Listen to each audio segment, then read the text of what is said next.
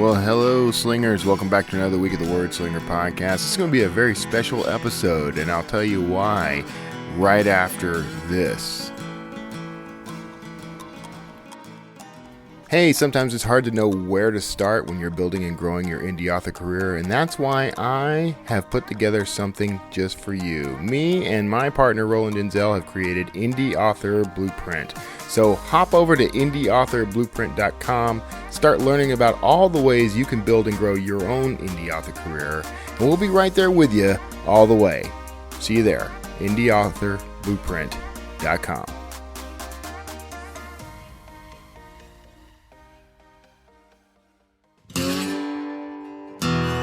It's the Word Slinger Podcast, where story matters. Build your brand, write your book, redefine who you are. It's all about the story here. What's yours?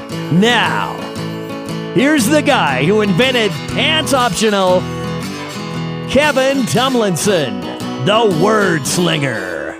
Word Slinger. Well, I am Kevin Tomlinson, the Word Slinger, and this, like I said, this is a special episode, a very special Word Slinger podcast. Because right now, I am actually sitting right out in front of my little travel trailer, the one that Kara and I are actually living in full time now. As of, well, it's been about 3 weeks actually. I'm here in Kerrville, Texas. In a beautiful RV resort, just an amazing resort. You can probably hear the sounds of the resort all around me. Actually, you're gonna hear some birds, some kids, some stuff. I could have done this in the truck the way I've done a couple of things already, which actually makes for a perfect little studio. I mean, it's pretty soundproof, pretty comfortable. I've actually done quite a few things in there, but you know, the weather right now is perfect here in Kerrville. It's sunny. It gets up into like the 90s during the day, but it was down to like 54 this morning when I got up and started doing my writing. So I'm actually wearing a hoodie in the middle of June in the middle of Texas, almost square in the middle of Texas, by the way. So, but anyway, that's why this is a special episode. I mean, it's also a special episode because of our guest. I'm talking with Peter Johnston. He's a practiced and renowned negotiation expert. I think you're going to enjoy this interview. But I wanted to kind of fill you in on what was going on with the hashtag camper life right now. Kara and I are, we're really kind of getting into it. It's been nice. It's been a way to sort of slow down and reassess. I've been calling this my journey of healing, and that's exactly what it's been. It's been a chance for me to dial back, feel a little less stressed about things, kind of explore life from a different angle. It's been kind of stressful the past several months, of course, not just because of things like the pandemic and the riots and things like that, but also Kara and I had spent several months kind of leading up to this journey, and there was a lot of work involved, a lot of having to figure out what we're going to do with our stuff, which we're actually going to be journeying back to our hometown area here in the next in July, after July 11th actually. We're going to be going back down there. We've got a spot on a lake nearby where we used to live, an hour or so out, and I'm going to basically reorganize our storage. Spend a week just going through storage and building shelves and getting things a little better organized, because we really just had, because of getting sick and because of conferences and the rush to move, things didn't go as planned, and we just sort of crammed everything in there. So that's been interesting. Figuring out things like how we're handling Wi-Fi has been a challenge. This particular camp has, you can rent DSL modems, which I think is interesting, to be able to rent a DSL modem. But you can set that up. But I chose not to do that, because what I'm trying to do is figure out how we're going to have internet when that sort of option is not available to us. And though this place has free Wi-Fi, it's not enough to do a lot of what I need to do, like streaming, live streams, streaming content that we consume, the stuff that we watch, Netflix and things like that. It's not good for that because so many people use it. It gets bogged down, and if everyone's streaming, they say. I don't know why in this day and age that's a problem, but it is, and it's something I got to deal with. So there's been some little challenges to this as we've gone along, but I'm really enjoying it. I'm really getting something that I hoped I would get out of it, which is a sense of growth, peace. I'm experiencing new things. The writing is going well. I'm putting usually around 4,000 to 5,000 words a day down, and that's just with a couple of hours of writing each day. That's not even intensive writing. I'm still doing all the work for Draft to Digital, still doing work for Author Email, for Indie Author Blueprint, for all the things I'm involved in. I'm still doing all that stuff, but somehow, maybe it's because of those birds, but it just feels lighter. So we're gonna keep exploring that. Anyway, I don't want to keep you from the interview too long. I did want to just kind of fill you in on what was going on in my life. Lots of interesting things happening. Got some big announcement coming soon-ish. We'll see what the timeline ends up being on that. From the Draft to Digital perspective, a lot of things going on with Draft to Digital.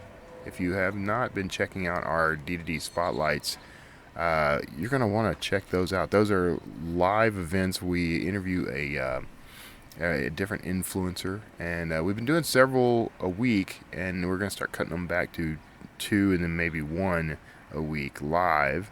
But those are getting translated into a new podcast, which we are launching. It has officially launched. We're doing a soft launch of it. But you can find that if you go searching for, wherever you listen to podcasts, if you go search for self-publishing influencers, that will give you the Draft to Digital, official Draft to Digital podcast. It's not just me, though you will hear my voice in every episode because I do the open and the close stuff. But you can hear from Dan Wood, who is our VP of Author Relations, and our good friend and co-worker Mark Leslie Lefebvre, who is our Director of Business Development at Draft to Digital. And the three of us have been tag teaming and interviewing a variety of industry influencers, authors, service providers, anyone we can find who has a perspective we think would be helpful to authors. There's been a lot of great material for the author community in that. No matter what your level is, that's been a very good. It's not entirely dissimilar from the format of this show, which tends to be interview format, but it's a different variety of folks. So tune into that and get something. You can get something really useful out of that. So we're soft launching that, and we should be able to do. We've got a couple episodes up, and we're going to be doing an episode a week going forward. We've got 20 plus episodes already scheduled and lined up, so should be fun. Check that out. You can find that.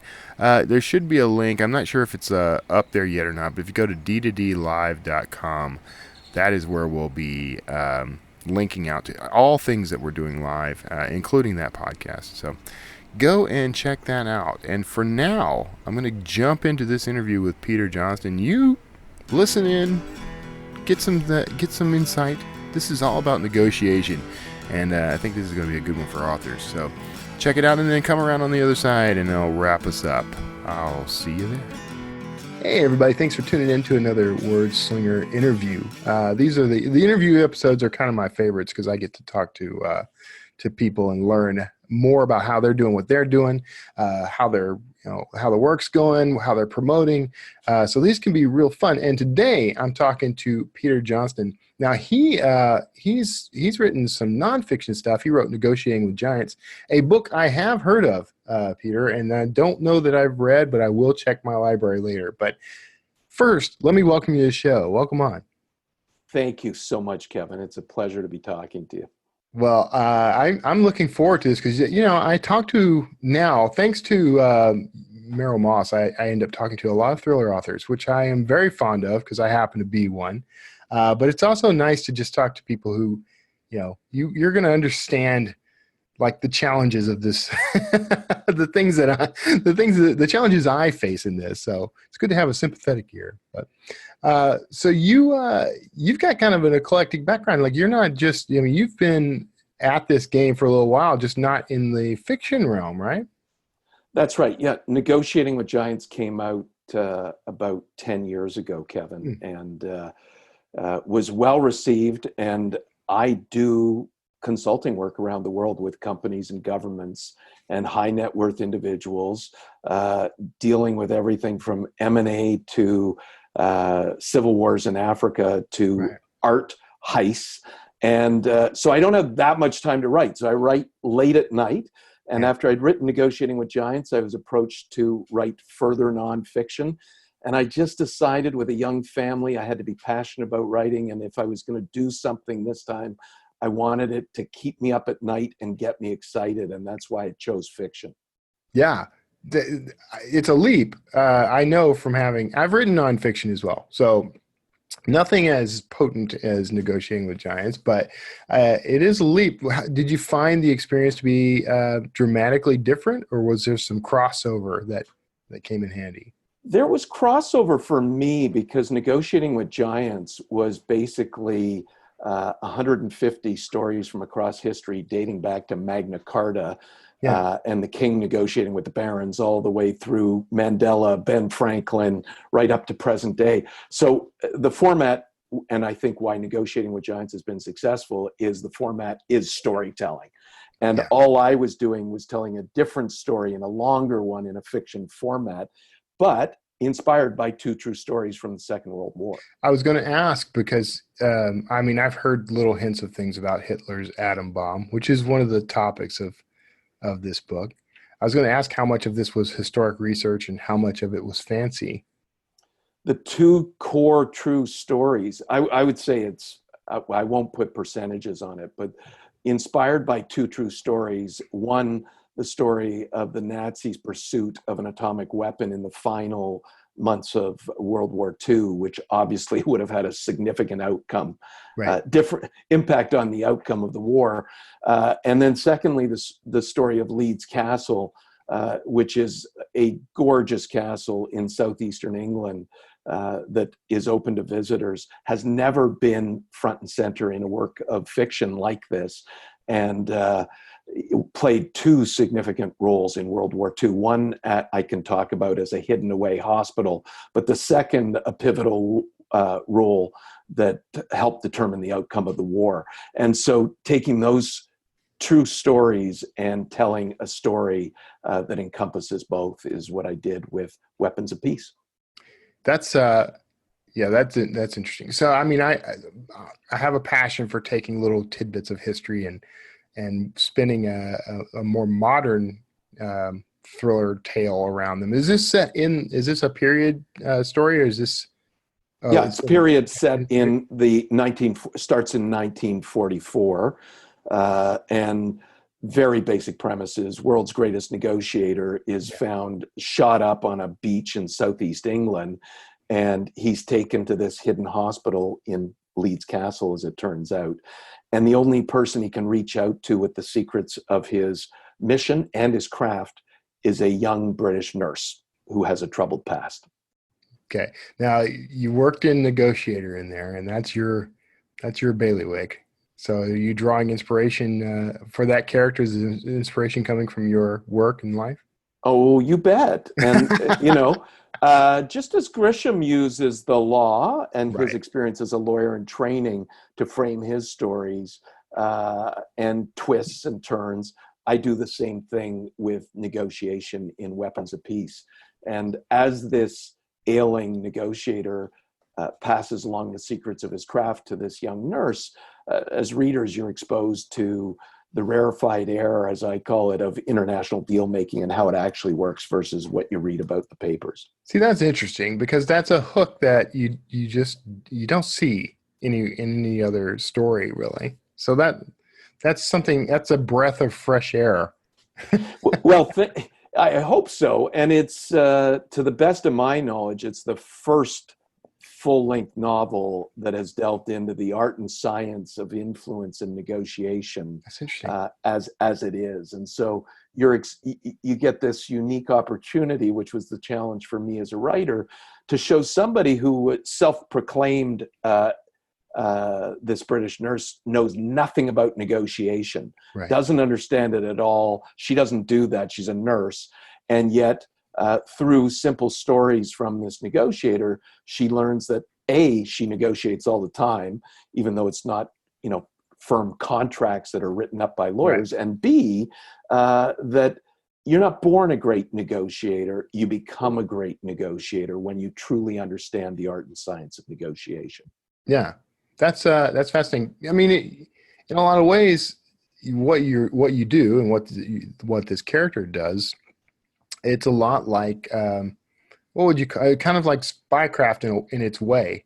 So just all performed out in the open. It is. It's spycraft. You asked about what I do versus what Nash does. Everett Nash, the negotiator in this story. Yeah. I do a lot of the same things Nash does in terms of dealing with the toughest negotiation challenges governments and companies face. Mm-hmm. That's my niche with coming out of my work on negotiating with giants. But I don't carry a gun. But at times, I'm certainly exposed to dangers, just like Nash is. Right. And it's really spycraft, but with the one big difference is his expertise is influence. And right. He knows the science of influence in a way that most spies would not know. Man, I love it. Because that's the kind of hook I'm always looking for, especially in thrillers. Like something I haven't seen done to death, Every hero in every thriller has like an eidetic memory, or they have all these like comeback skills that you see everywhere. So that's really impressive and intriguing. So. Well, thank you. And it's not. It's all based on reality, obviously. So all the skills that you're seeing him apply are things that readers can, as much as they care to, absorb and apply themselves. But by no means is this a negotiation textbook. That wasn't what I wanted to write. This was just a thriller, historical thriller, negotiation thriller that you just happen to have the premise being based around the world's greatest negotiator and stopping the Nazis from launching their atomic weapon, again, inspired by information we've learned over the last couple of decades we didn't know post-war. Yeah. So let's talk about like the research that went into this. How did you conduct and handle the research? Well, there were a couple of layers to that. One was just starting out from my office and what I could research from here, as you know, which is incredible versus even when I wrote Negotiating with Giants, what is available at our fingertips through the internet today. I mean, Wikipedia, for example, really was just in its infancy when I was researching Negotiating with Giants 15 years ago. Right. So that's, from the office. I first reached out to a group of nurses that I was able to find of 90-plus-year-old nurses who had actually been on the front lines of the Second World War, and got them together because I had to make sure, since the first part of the book is set in a hospital and looking after a dying patient, had to know what they had available to them realistically during the war. Penicillin had just, as you may know, was just being used for the first time. Yeah. And they would apply penicillin every 3 hours because that's what their conservative guesstimate was that they needed to keep people infection free. And I talked to these nurses, these 90-year-olds, and I said, so, what are some reasonable injuries that, this guy could be on his deathbed but then make a recovery within a very tight time frame because he's got to get over to Germany with this nurse. And they said, okay, so all right. One of the nurses says, okay, you've got to take out a kidney. Yeah, use a kidney, take a kidney out. That'll slow him down, but he's not dead by no means. So this is talking from the voice of experience, as someone who's on the front lines in World War II. that's where the genesis of the story and being set in the castle came from. And then subsequently, probably after I drafted the first part of the book, I now wanted to see Leeds Castle in person. So Right. went over with the family. They hosted us, showed us all the secret passages. This is an 800-year-old castle that is surrounded by a moat. So that wasn't a painful part of the research, Kevin. And then went on to Berlin, and the second part of the book happens in Berlin and under the streets of Berlin, and did a lot of research in Berlin at that point. That's the fun part about this stuff, is getting out in the world and following the trail that your protagonist is going to follow. What sort of elements did you discover while you were out doing that and bringing it back to the book? That's a beautiful question, because as you know, you have your best plans laid and then you're Right. surprised. And Right. my muse on this story was my son, who by the age of 13 had read more than I'll ever read in my life, adult fiction as well. Right. And Jasper's now studying at Harvard University and studying negotiation, just coincidentally. But throughout this process, he was my muse, and I had him leading the research effort. So he told me where we had to go and when. But we were on the plane back from Berlin, and he said to me, you know, Dad, where we had in mind the cafe for having the main meetings between the mole from the Nazi side and the British nurse and Nash, we had envisioned it being at a cafe. And he said, you know, I think there's a much better place, and it's got to be the Tiergarten, and the specific statue that we were standing at, having coffee at. That's got to be where the nucleus of this happens, because it's just such a fascinating area. And the Tiergarten, Kevin, is like Central Park. It's 600 some acres in the middle of Berlin, and gorgeous, and the perfect setting for what happens and unfolds in the book. So that was a surprise. That sounds like the kind of place where a couple of spies would, or, you know, somebody, you know, people doing something clandestine like that. And they did all the time, and all the embassies are ringing around the Tiergarten, this gorgeous park of full of rivers and forested areas, and statues, tributes to famous Germans from across time. And so that just, but it's an example to your question as to, you go out and you think you have the answer, you're just looking for the right cafe, and then you realize, no, it's actually got to be outside, and it's got to be a park. And I think that lends to the plot as it unfolds.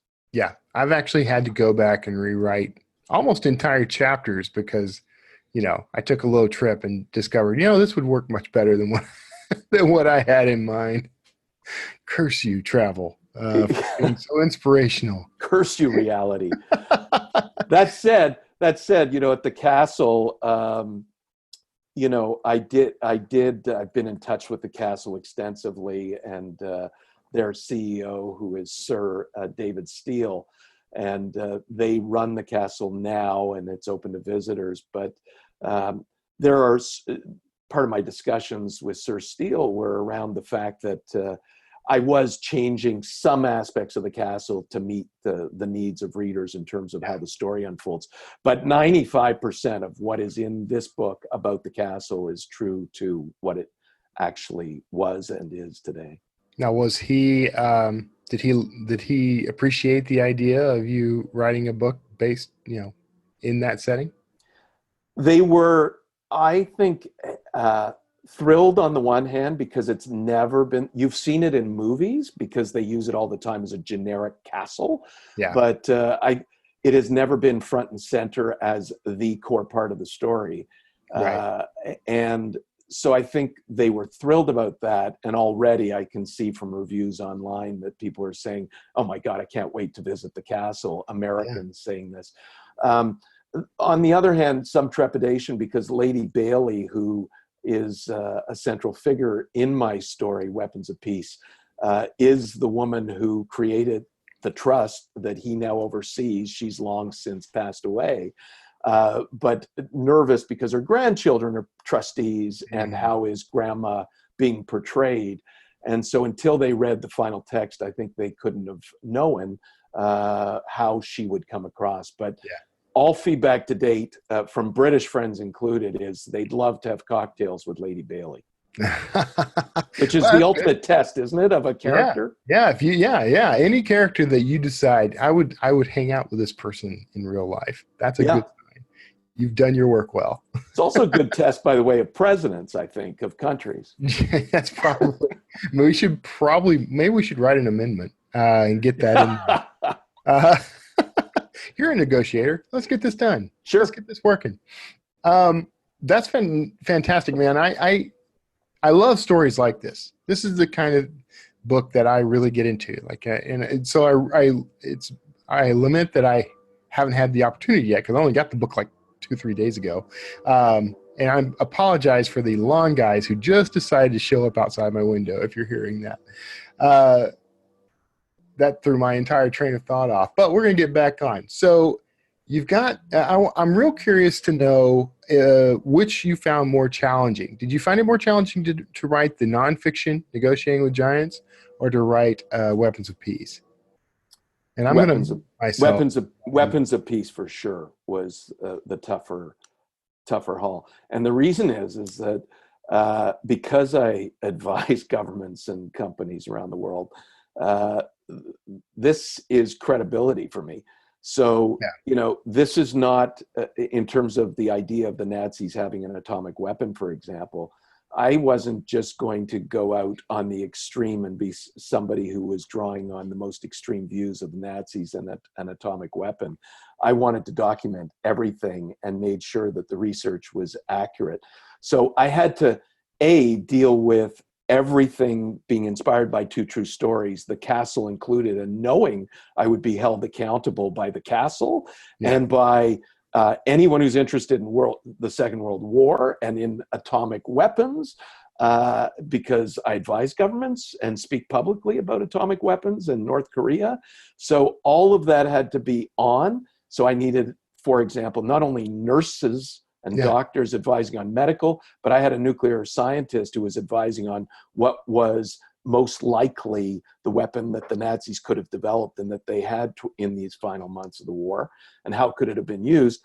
Also dealing with the castle itself. So that's one challenge. It was kind of nonfiction in that respect. Right. So I had that element, but at the same time, Kevin, I've got to write believable characters. And as you know, writing characters, arc of the story, I needed to have the best feedback from editors pushing me on making my writing better. And so far, so good. I think from the feedback, people would not know that I'm a first-time novelist. Yeah.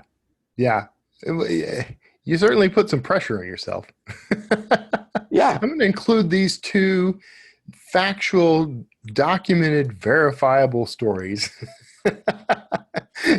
And I'm going to be held accountable for both. That had to make things a little bit of it does. And at the end of the book, there's many pages dedicated to saying what is true, what is not, who these people are, what role they actually played. Many of the characters are actual characters from people like Hitler himself to Kammler, to other Nazi figures, to real doctors and Leeds Castle Lady Bailey. So I did have my work cut out for me, and it took me 2 years to write it. Mm-hmm. My son Jasper kept track of all these statistics. 2 years to write it, and then 5 years to polish, fact check, and get it out to readers. Man, I need a Jasper. Yeah. No, he's available. He's available for a nominal fee. You too can have a Jasper. Sounds like he was a big part of this. He was because of his unique. He's a unique kid, and he's 21 now. But when I started this, he was 13. He's credited on the title page as senior editor and script advisor. He story consultant, I think we called him. There you go. And my daughter Aisha, who's also at Harvard, was intimately involved in the editing process. So it was a family affair in that sense, and not to scare readers away because it's all mature content in the book. But I did have a couple of editors who, certainly when you're talking about sex scenes, for example, I had to tread carefully, and I was pared back at times by the forces that be. But still adult stuff. And without Jasper and Aisha, it would have been tough to maneuver a very complex world and have input on the ins and outs, twists and turns, as you know, as a writer, where it's hard to know at times you're in the dark. And while you believe that you're on the right path, ultimately you do have to have outsiders understand what you're trying to achieve and that it all makes sense, right? Yeah. So it took you about 8 years to put this book to this point. It's 8 years. It was 2 years to write and research, and then the rest was just fine tuning, editing feedback, and making sure all the facts are right. Yeah. So because remember, during the day, like Nash, you're out. I'm a negotiation. You're the real world version advisor. Yeah. That's so okay. Then, are you working on another book, or is this it? For God's sakes, can I not just enjoy this one just for a month? It's always when's the next? I know. So Weapons of Peace 2, Electric Boogaloo. So if you get to the if you read the book, and I hope your readers do read Weapons of Peace. They will. I command it. Thank you. And therefore it shall be. By the end of the book, there's a couple of twists that could very easily lead into a fascinating follow-on sequel. But otherwise, if I'm not pressured to do that and inclined, I will revert to nonfiction for a breather. And that book would be about anchoring and the psychological phenomena of anchoring, which I do a lot of research on, and which is Nash speaks to Emma Doyle, the nurse in Weapons of Peace, about this phenomenon, and we see it in play. But I think it's worthy of deeper exploration for readers who are affected by anchoring every day, including what they do for a living, who they married, and what they're going to have for breakfast tomorrow, and who they choose as president. Yeah. So when you say anchoring, what do you mean by that? So in animals, this is called imprinting, and it was proven best by a naturalist named Conrad Lawrence decades ago, but where these goslings hatched out of their eggs, and he was there, and they had high uncertainty, and they saw him first, and they latched onto the first answer amid uncertainty, thinking he was their mother. Their mother actually showed up, Mother Goose, and they ignored her. So it's not just the initial impulse, it's that you are deeply ingrained in your initial assumption and conclusion when there's high uncertainty. We have the same phenomenon as human beings, and it leads us to to be exposed to, in high uncertainty, one answer that makes no sense whatsoever, and yet we can live our lives by it. Right. Yeah. That's anchoring. Okay. That makes sense. Yeah, and I can see where that would influence your choice of president, or your choice of all manner of things. Exactly. Well, that'd be an interesting book too. I'll read that one. That's the next one. All right. Well, that's good. I think you're on the right track here. Hopefully, what'll happen is this book just takes off, gets a motion picture deal, and you're sure to negotiate one hell of a contract, I'm guessing. Yeah, I would hope so. And that would be sort of sad to find out that you just got completely raked over for a contract. Yeah, that's true.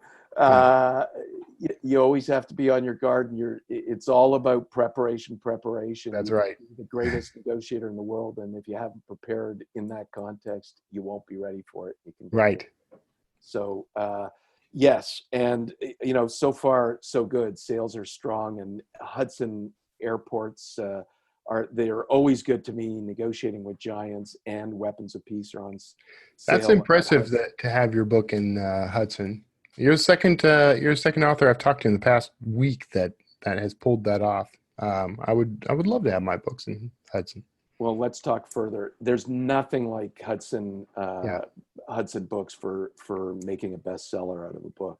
I think so too. Just because of the nature of it being, there people are sort of there looking for an escape while they're traveling, and you don't get a lot of returns because they buy the book and then they get on an airplane.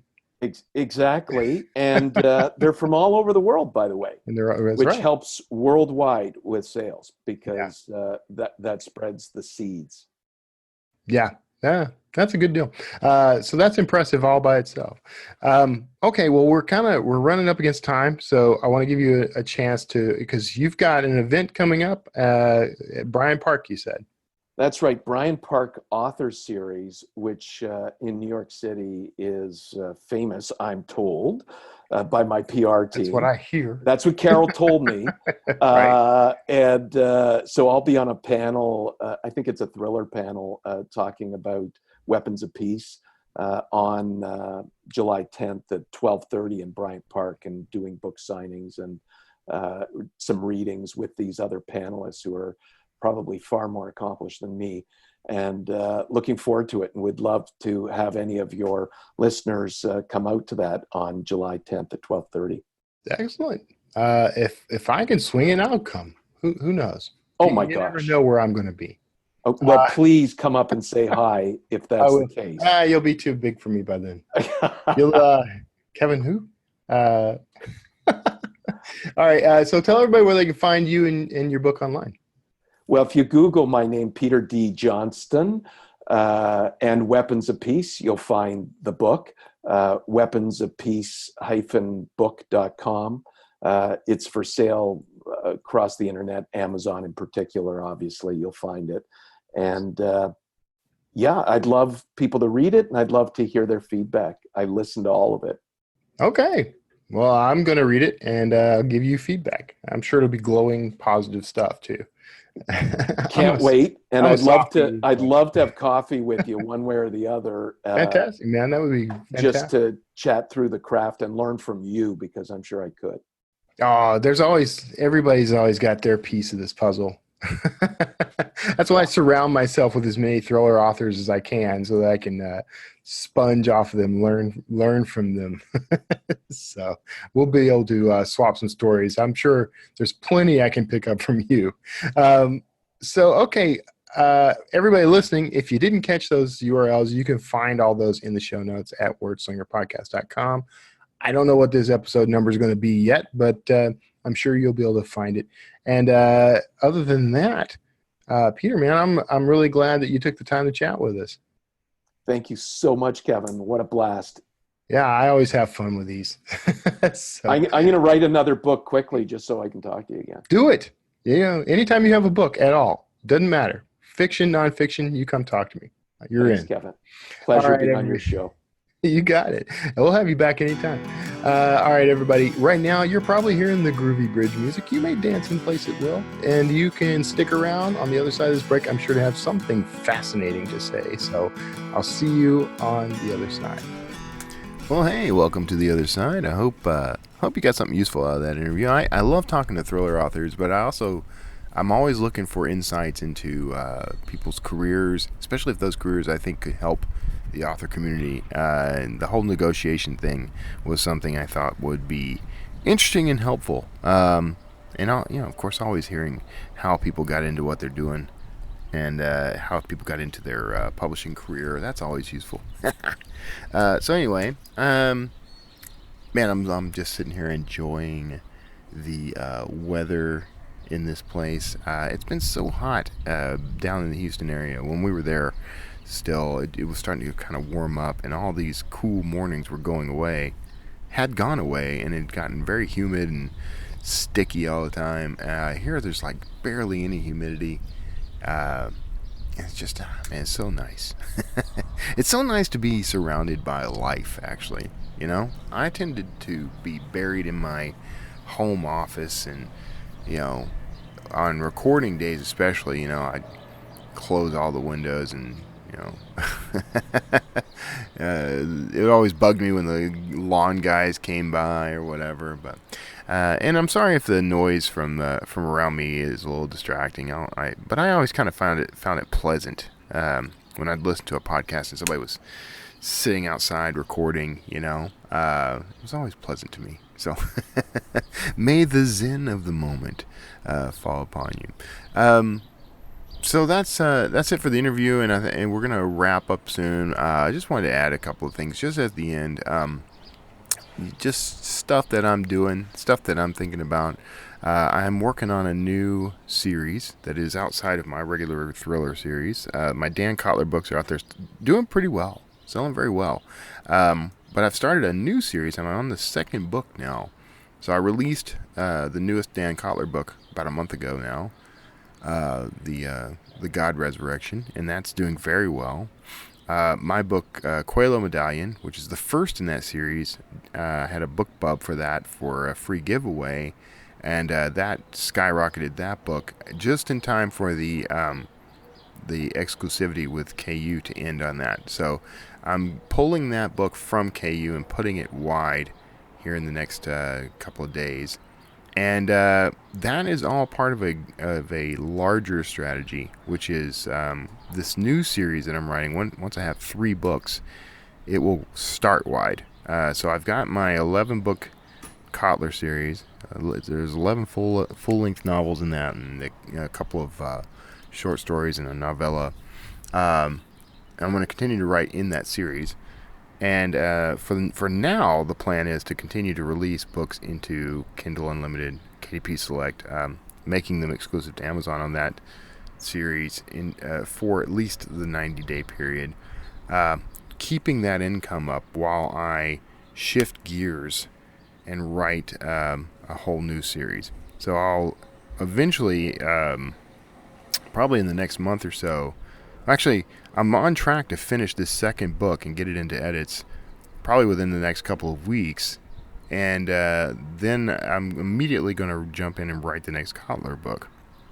And then when that book releases, I'll write the 3rd book in this series, and I'll start releasing these guys, putting them on pre-order. I'll put them on pre-order between now and then. I haven't decided on the timeline yet, but I'll have that all ready to go so that all I've got to do is push publish when it's ready. And those books will launch wide. I'll have a marketing strategy built around that. So there will be more Kotler books. There are definitely going to be this new series. And I've got more series in mind besides, including maybe going back and doing some more sci-fi. I got a lead on something that I'm kind of interested in. So I'm gonna check into it and see how it works out. Now, I had a chance to sit down and chat with Michael Bunker live in person because he lives about an hour or two, I think he said 2 hours outside of Kerrville. And we met up in Fredericksburg at a basically a beer garden called Auslander. If you haven't been to Fredericksburg, Texas, I really recommend it. It's a great place. This whole area is nice. The whole Texas Hill Country. I think Kara and I have somewhat fallen in love with this place. We're a little spoiled on our first foray out, our dry run, our shakedown cruise. We may have found a place we really like. It's going to be hard to top, but we're going to give it a good shot. We're going to spend time traveling the whole country, so we're looking forward to that. But I had a chance to chat with Michael about his work and what he's up to and all that. Private conversations, not podcast stuff. We just we're having a beer and having some fun.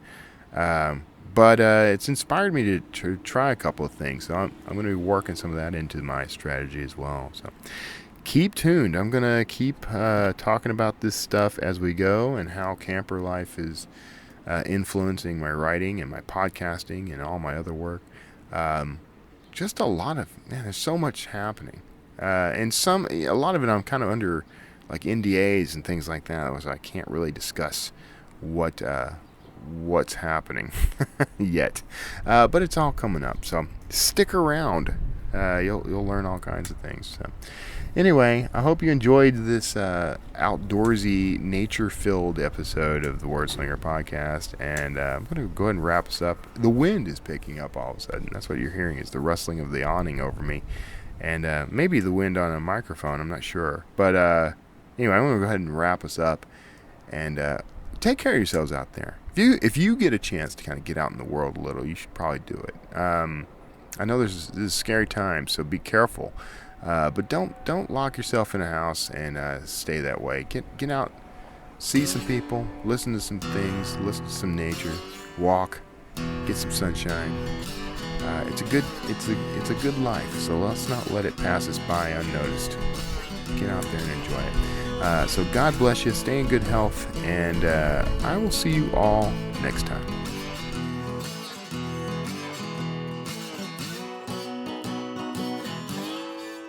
Word Slinger.